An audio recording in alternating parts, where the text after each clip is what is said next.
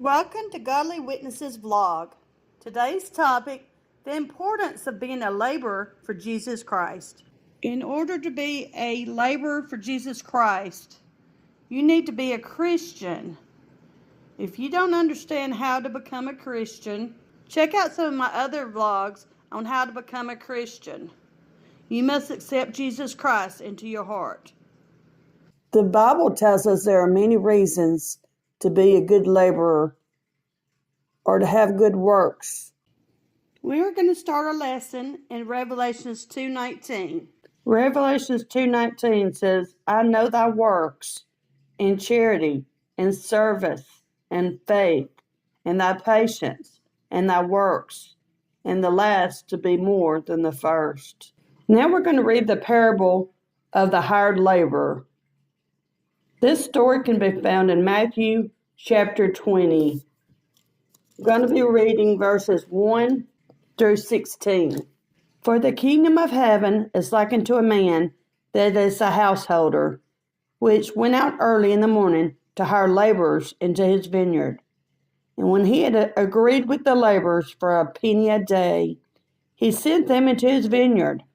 And he went out about the third hour, and saw others standing idle in the marketplace, and said unto them, Go ye also into the vineyard, and whatsoever is right I will give you. And they went their way. Again he went out the sixth and the ninth hour, and did likewise. And about the 11th hour he went out, and found others standing idle, and said unto them, Why stand ye here all the day idle? They say unto him, Because no man hath hired us. He said unto them, Go you also into the vineyard, and whatsoever is right, that shall you receive. And when even was come, the Lord of the vineyard said unto his steward, Call the laborers, and give them their hire, beginning from the last unto the first. And when they came that were hired about the 11th hour, they received every man a penny. But when the first came, they supposed that they should have received more, and they likewise received every man a penny. When they had received it, they murmured against the goodman of the house, saying, These last have wrought but 1 hour, and thou hast made them equal unto us, which have borne the burden and in the heat of the day. But he answered one of them, and said, Friend, I do thee no wrong. Didst not thou agree with me for a penny? Take that thine is, and go thy way, and I will give unto this last, even as unto thee. So the last shall be first, and the first last. For many are called, but few chosen. We look at it like this. One day, we as laborers for Christ, we're going to receive an inheritance by God, and we're going to receive the same inheritance, whether they come before us or after us, because God loves all his people. And that inheritance is going to be so much greater than what we would receive here on this earth. Let's look at Romans 12:1. Romans 12:1, I beseech you, brethren, by the mercies of God, that you present your bodies a living sacrifice, holy, acceptable unto God, which is your reasonable service. Be not conformed to this world, but be ye transformed by the renewing of your mind, that you may prove what is that good and acceptable and perfect will of God. For as we have many members of one body, all members have not the same office. Romans 12:6. Having then gifts differing according to the grace that is given to us, whether prophecy, let us prophesy. Our ministry, let us wait on our ministering.